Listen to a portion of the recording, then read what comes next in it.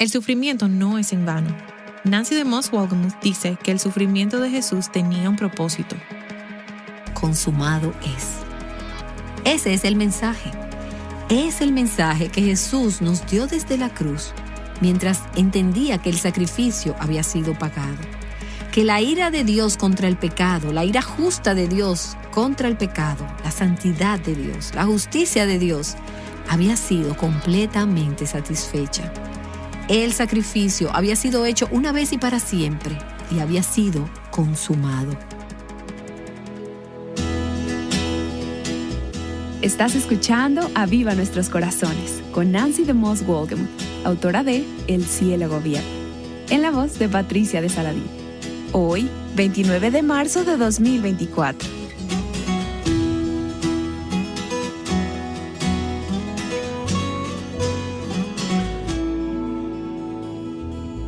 Consumado es.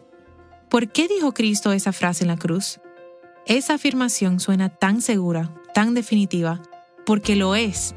Nancy nos ayudará a sumergirnos en el significado de esa frase para concluir esta serie titulada El Salmo de la Cruz.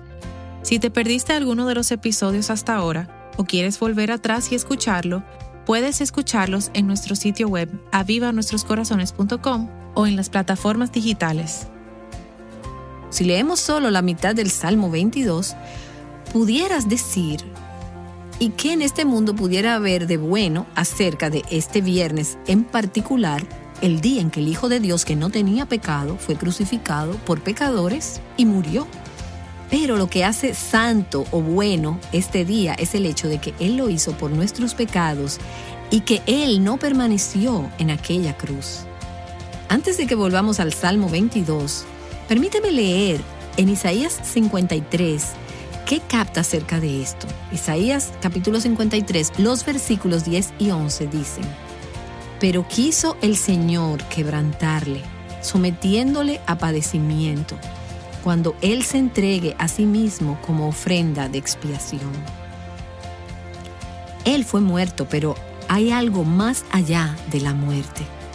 Dice: verá su descendencia, prolongará sus días, y la voluntad del Señor en su mano prosperará. Esta es una hermosa porción del Antiguo Testamento que describe la resurrección de Cristo. Versículo 11. Debido a la angustia de su alma, Él lo verá y quedará satisfecho. Por su conocimiento, el justo, mi siervo, justificará a muchos y cargará las iniquidades de ellos. Y alabado sea el Señor, porque el justo fue a la cruz y llevó nuestro pecado para que muchos puedan ser hechos justos. Amigas, ese es el Evangelio. Ese es el Evangelio y nunca lo pierdas de vista.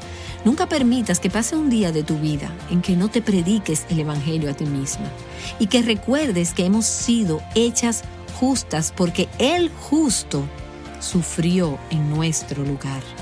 Porque como dice Isaías 53 en los versículos 11 y 12, y cargará las iniquidades de ellos.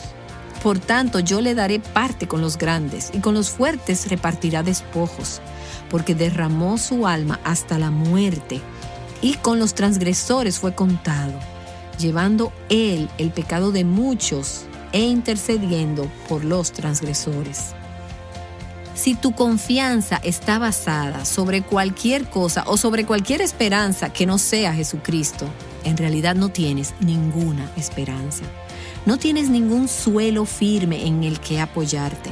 No tienes esperanza en la eternidad, porque cualquier otro terreno es arena movediza. Solo en Cristo está nuestra esperanza. Así que vemos en este Salmo 22 que Jesús, habiendo sido el siervo sufriente, Él ahora anticipa en la segunda mitad de este Salmo la resurrección. Él ve la expansión del Evangelio y cómo ese ciclo de bendición, adoración y crecimiento de una gran congregación, de una creciente congregación de creyentes, primero entre los judíos, luego se expande. Y vimos ese párrafo en la última sesión y luego los versículos 25 al 29 entre los gentiles. Y más adelante, en los versículos del 30 al 31, vemos la proclamación del Evangelio y la expansión de su reino a futuras generaciones. Nosotras vimos la expansión del Evangelio entre los judíos. Pero ahora veamos juntas el versículo 25 del Salmo 22, mientras vemos el Evangelio siendo proclamado más allá de los judíos, más allá del pueblo de Dios, ahora a los gentiles. Ahora, quizás tú te preguntes, ¿cuál es la gran cosa acerca de esto? Bueno, si fueras judía, viviendo 1000 años antes del tiempo de Cristo, y leyeras este salmo, hubiera sido algo grande pensar acerca de esto. Que alguien fuera de la fe judía jamás pudiera tener el favor de Dios. Y es una profecía que sería cumplida en Cristo. Llevar el Evangelio a los confines de la tierra y a las naciones. Y puedes ver en este párrafo el corazón misionero de Cristo, quien estaba preocupado, aún mientras estaba colgado en la cruz, en esos últimos momentos, antes de él encomendar su espíritu en las manos de su Padre. Él estaba preocupado de que su Padre fuera conocido y adorado a través de toda la tierra. Es como si él estuviera diciendo, «Oh Dios, permite que esto pase, y pasará, porque si no pasa, entonces mi muerte sería en vano». Ahora, él sabía que su muerte no era en vano y que como resultado de su muerte, el Evangelio sería proclamado y muchos hijos serían traídos a la gloria, no solo entre los judíos, sino ahora también en el mundo gentil. En el versículo 25 dice, «De ti viene mi alabanza». Él todavía está orando. «De ti viene mi alabanza en la gran congregación». Y solo un recordatorio allí, por cierto, que es que la alabanza verdadera se inicia con Dios. Es de Él y es para Él. Es para su gloria y no para nuestra gloria. Él alaba a Dios en la gran congregación. Es una alabanza pública. Mis votos cumpliré delante de los que te temen. Escucha, tu fe cristiana es personal, pero nunca pretende ser privada. Nosotros podemos estar hablando cómodamente acerca del Evangelio de Cristo y de la bondad de Dios y de lo que Él ha hecho al salvar nuestras almas. Y no debemos ser tímidas, independientemente de nuestras personalidades, de hablarle a otros de lo que Dios ha hecho para su alabanza y para su gloria. De ti viene mi alabanza en la gran congregación. Mis votos, y estos son votos hechos en aflicción, cumpliré delante de los que te temen. Los pobres comerán y se saciarán. Ahora, esa palabra aflicción es diferente en las diferentes versiones, pero es una palabra que significa el humilde, el manso, el modesto.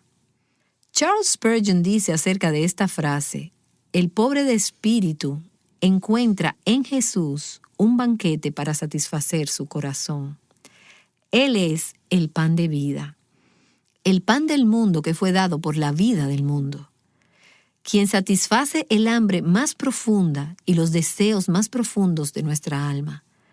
Así que es una invitación a saciarnos, a llenarnos de Él, con Cristo el pan de vida. Ahora, la configuración de este párrafo, cuando dice, mis votos cumpliré delante de los que te temen, los pobres comerán y se saciarán, el contexto de este párrafo es algo que los creyentes del Antiguo Testamento estarían familiarizados. Existía la práctica de que si te sentías en una situación desesperada, en el mundo judío, se hacía una petición a Dios. Señor, ayúdame, Señor, libérame, Señor, sácame de esta situación. Y ellos usualmente hacían un voto a Dios. Y dirían algo como esto, Señor, cuando me liberes de esto, vendré y ofreceré sacrificio a ti, un sacrificio de alabanza, un sacrificio de gratitud. Luego que la oración era contestada, cuando lo era, ellos entonces cumplían ese voto con un sacrificio. Ese sacrificio era seguido con un festejo de gratitud. Y podías ver a los judíos que clamaban al Señor y entonces experimentaban la misericordia y el favor de Dios, y ellos no debían guardar su gozo y su alegría solo para ellos mismos. Ellos no solo lo reservaban para celebrarlo con su propia familia, ellos debían invitar a otros, sus siervos, personas en necesidad, los levitas, etc. Y los invitaban a comer con ellos en acción de gracias para festejar delante del Señor.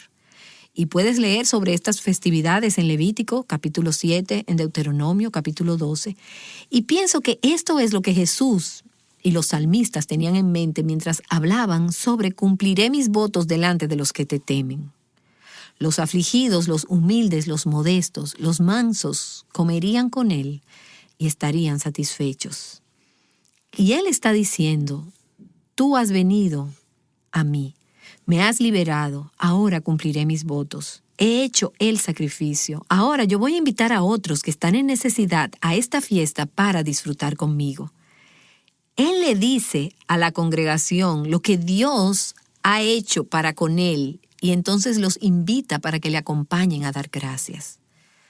¿Ves? Nuestra adoración no es un asunto solo de cantar canciones, unir nuestras manos, aplaudir y escuchar música. Nuestra adoración debe tener sus raíces en el Evangelio. Debe estar plantada en la cruz. Si Jesús no hubiera muerto y hubiera pagado en la cruz, en ese Viernes Santo, el precio por nuestro pecado, entonces, ¿qué razón tendríamos para adorar? ¿Qué esperanza tendríamos para celebrar? Pero Él murió, Él pagó el precio. Y como consecuencia, nuestra adoración, nuestro gozo, nuestra alabanza, nuestra celebración es una reflexión, es una respuesta a lo que Jesús hizo por nosotras allí en la cruz. Y el versículo 26 continúa diciendo, los que buscan al Señor le alabarán, viva vuestro corazón para siempre. O como dice la Nueva Traducción Viviente, que su corazón viva para siempre. Y esto me recuerda a Jesús diciendo en Juan capítulo 6, versículo 51, yo soy el pan vivo que descendió del cielo. Si alguno come de este pan, vivirá para siempre. Y el pan que yo también daré por la vida del mundo es mi carne. En la cruz, Jesús, el pan de vida, dio su carne, partida por nosotros para que pudiéramos vivir para siempre. Su muerte nos trajo vida. Con sus brazos extendidos en la cruz, Él nos invita a venir, a creer, a arrepentirnos, a tomar su sacrificio como el pago por nuestros pecados, comerle a Él el pan de vida y estar satisfechas y vivir para siempre. ¡Oh, qué maravillosa cruz! ¡Aleluya! ¡Qué gran Salvador! Y luego dice en el versículo 27, todos los términos de la tierra se acordarán y se volverán al Señor, y todas las familias de las naciones adorarán delante de ti. Recuerda, volvernos al Señor o arrepentirnos y entonces adorar. Esa es la secuencia. Luego Él dice algo como esto. Este sacrificio que estoy haciendo aquí, lo estoy haciendo delante de todos los términos de la tierra, delante de todas las familias de las naciones, para que ellas puedan recordar lo que he hecho y que ellas puedan volverse de su pecado a adorar a Dios. Versículo 28, porque del Señor es el reino y Él gobierna las naciones. Mientras Jesús estaba muriendo en la cruz, ese acto supremo de amor y de sacrificio que nosotras celebramos el Viernes Santo, lo que importaba para Él en esos últimos momentos en el que Él exhalaba su último aliento, era que su sufrimiento resultaría en un reconocimiento de su reino y el gobierno de Dios en toda la tierra. La venida de su reino era lo que Él estaba pidiendo. La monarquía, el reinado le pertenece al Señor. Él reina sobre las naciones. Él reina hoy y Él reinará mañana. Él es el Rey eterno por siempre y siempre. Jesús estaba reconociendo que Dios es el Rey, que Él es quien gobierna, porque por la muerte de Cristo en la cruz y nuestra fe en ella, nosotros somos hechas instrumentos de Cristo, instrumentos para la expansión de su reino. Su reino de justicia gobierna a través de la tierra. Y recientemente estuve hablando con una amiga quien estaba atravesando por momentos difíciles, muchas situaciones en su vida y en su familia extendida. Y ella me decía, estoy aprendiendo a reconocer que en cada situación de mi vida, lo que Dios quiere es que venga su reino. Y mientras todo esto me está sucediendo, le digo al Señor, tú estás extendiendo tu reino a través de esta situación. Y cuando mi hija hace esto, Señor, tú estás expandiendo tu reino. Y cuando eso pasa, Señor, tú estás expandiendo tu reino en esa circunstancia. Y nosotras hemos hablado acerca de algunos retos que estamos enfrentando ahora mismo, aún retos en nuestro ministerio. Y ella en todas las ocasiones me repetía a través de la conversación, el Señor está extendiendo su reino en medio de esa situación. Y eso es todo lo que importa. Todo lo que importa es que su reino venga y que su voluntad sea hecha en la tierra como se hace en el cielo. Versículo 29. Todos los grandes de la tierra comerán y adorarán, se postrarán ante él todos los que descienden al polvo, aun aquel que no puede conservar viva su alma. Los prósperos de la tierra comerán y adorarán. Y esa palabra prósperos realmente significa los gordos. Es un símbolo de aquellos que son orgullosos y autosuficientes. Él no está hablando de un tamaño físico, él está hablando de aquellos que están satisfechos con ellos mismos, que son autosuficientes y piensan que no necesitan a Dios ni a nada ni a nadie. Son orgullosos, ellos son prósperos. Como la iglesia de la Odisea, que dice, porque dices, soy rico, me he enriquecido y de nada tengo necesidad. De esto es de lo que está hablando aquí, del próspero, el orgulloso, el autosuficiente. ¿Y qué pasará con ellos? Ellos serán humillados.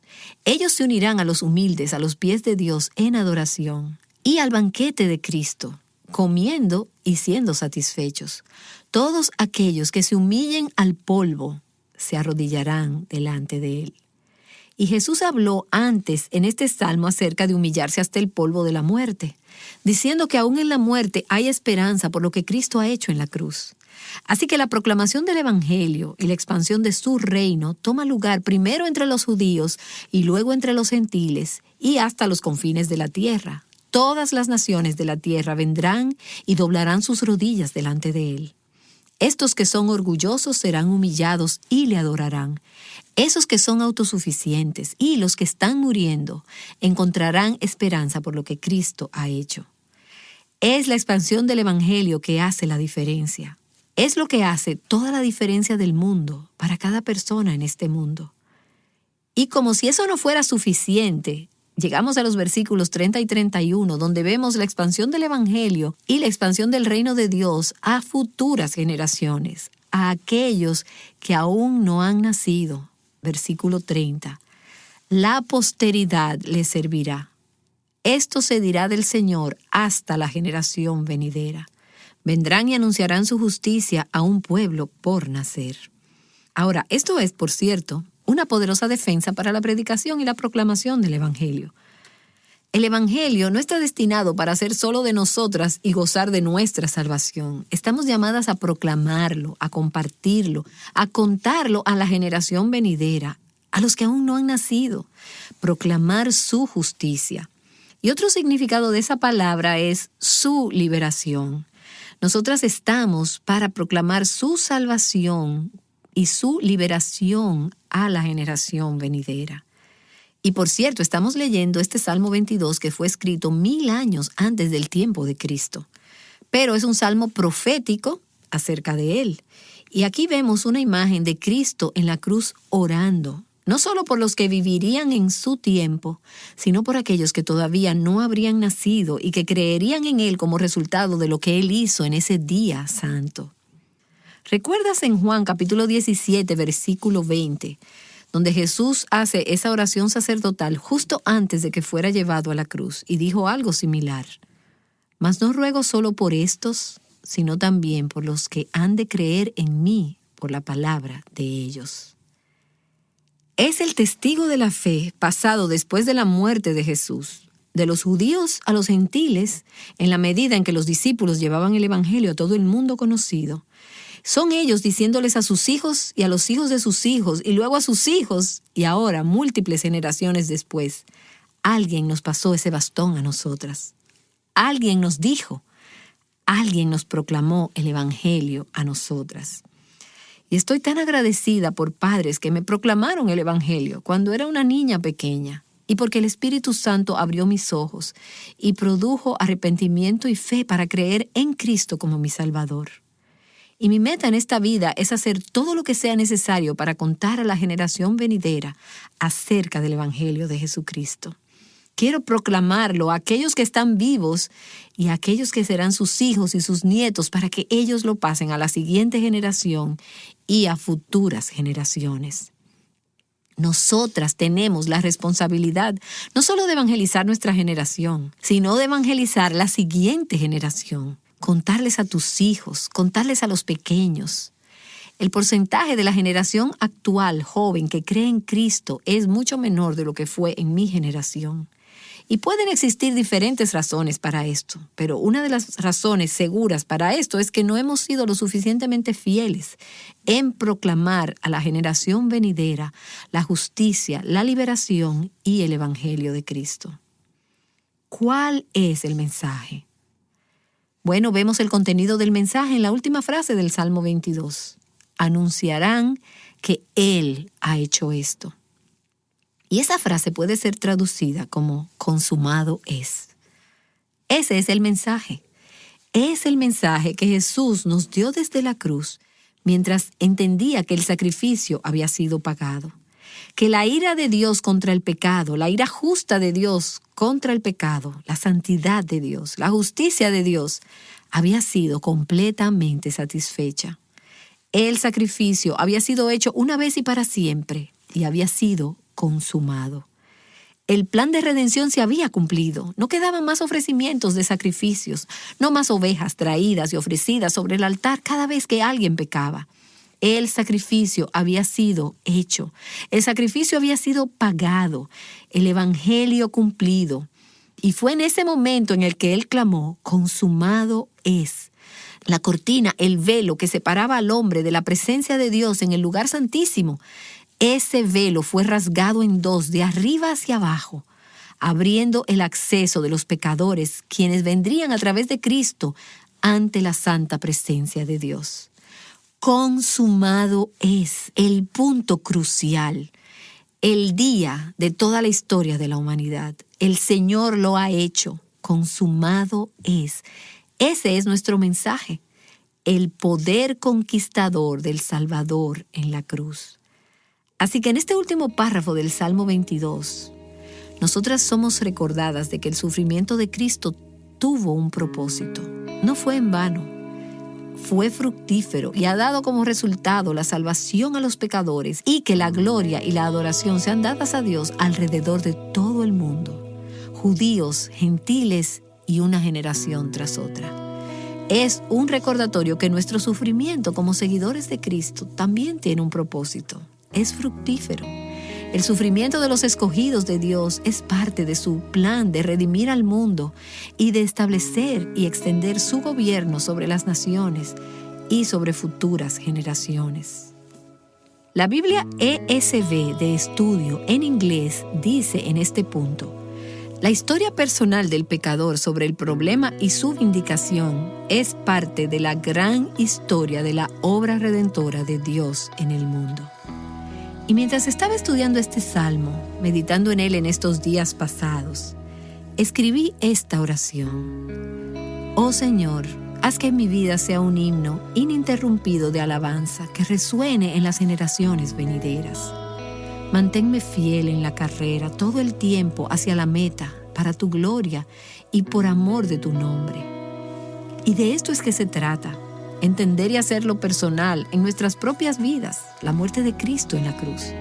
Estar seguros de que Él es nuestro Salvador, que hemos confiado en Él para nuestra liberación y para nuestra salvación. Y si esto es verdad para ti, entonces hay esperanza. No solo en la resurrección de Jesús, sino en nuestra resurrección final y en nuestro vivir eternamente con Él. Pero no es solo con relación a nuestra salvación. Es acerca de nosotras ahora siendo portadoras del Evangelio, portadoras de la luz, portadoras de las buenas nuevas de salvación, proclamando el Evangelio de Cristo, de justicia, salvación y liberación para las generaciones venideras. ¿Cuál es el mensaje que nosotros proclamamos? Consumado es. El sacrificio ha sido hecho. El precio ha sido pagado. Cree y sé salva.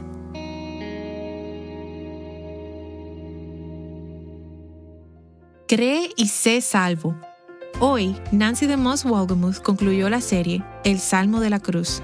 Ella nos ha estado mostrando por qué el sufrimiento de Cristo nos trae esperanza, independientemente del sufrimiento por el que estemos pasando. Y esa es una buena noticia a la que podemos aferrarnos, no solo este Viernes Santo, sino cada día de nuestras vidas. Creciendo en Cristo, juntas, Aviva Nuestros Corazones es un ministerio de alcance de Revival Hearts.